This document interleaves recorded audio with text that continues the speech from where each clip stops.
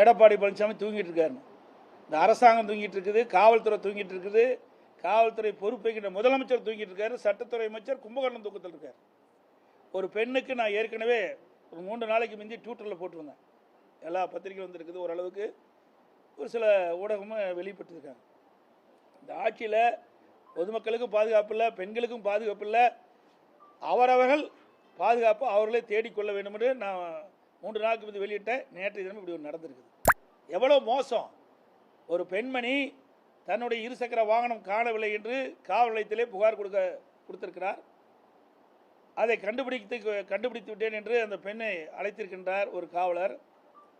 அந்த பெண்மணியும் அதை நம்பி அங்கே செல்கின்ற பொழுது, நாங்களுடைய இருசக்கர வாகனத்தை கண்டுபிடித்து விட்டேன், எங்களுக்கு 15,000 ரூபா கொடு என்று அந்த காவலர் கேட்டதாகவும், அந்த பெண்மணி அவ்வளவு பணம் இல்லை, ஒரு சிறிய தொகை கொடுப்பதாக சொல்லி அதை தொகை எதை கொடுத்துருக்காங்க. பிறகு அந்த காவலர் இங்கே வந்த செய்தியெல்லாம் உங்களுக்கு தெரியும், அதை என் வாயிலிருந்து சொல்லக்கூடாது, அசிங்கமாக இருக்குது.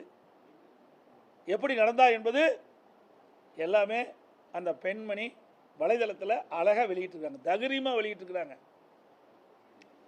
ஆக இந்த ஆட்சியுடைய லட்சணத்தை மக்கள் பார்த்துக்க வேணும். ஒரு பெண் எப்படி பதறி போய் சொல்கிறாங்க, சிந்திச்சு பாருங்க. ஆனால் முதலமைச்சரும் சட்டத்துறை அமைச்சரும் சொல்கிறாங்க, எதிர்கட்சிகள் வீணாக எங்கள் மீது குறை சொல்கிறாங்க, வீண் பழி சுமத்துறாங்கன்னு. இது அந்த பெண்மணி வலைதளத்தில் வெளியிட்ட அந்த செய்தியை தான் நான் உங்கள்கிட்ட காட்டிக்கிறேன். அதில் வந்து ஊடக நண்பர்களும் பத்திரிகைகளும் இதை மக்களுக்கு கொண்டு சேருங்க. மக்கள் பாதுகாப்பாக இருக்க வேண்டும் என்பதற்காக இந்த செய்தி வெளியிடுங்க. எடப்பாடி பழனிசாமி தூங்கிட்டு இருக்காரு.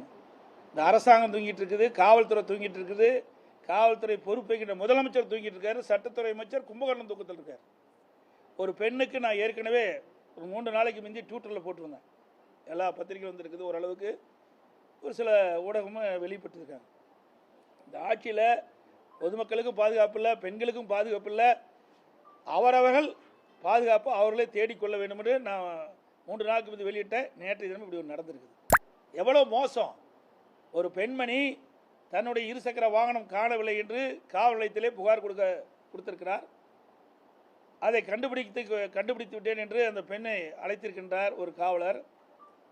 அந்த பெண்மணியும் அதை நம்பி அங்கே செல்கின்ற பொழுது, நாங்களுடைய இருசக்கர வாகனத்தை கண்டுபிடித்து விட்டேன், எங்களுக்கு 15,000 ரூபா கொடு என்று அந்த காவலர் கேட்டதாகவும், அந்த பெண்மணி அவ்வளவு பணம் இல்லை, ஒரு சிறிய தொகை கொடுப்பதாக சொல்லி அதை தொகை எதை கொடுத்துருக்காங்க. பிறகு அந்த காவலர் இங்கே வந்த செய்தியெல்லாம் உங்களுக்கு தெரியும், அதை என் வாயிலிருந்து சொல்லக்கூடாது, அசிங்கமாக இருக்குது. எப்படி நடந்தா என்பது எல்லாமே அந்த பெண்மணி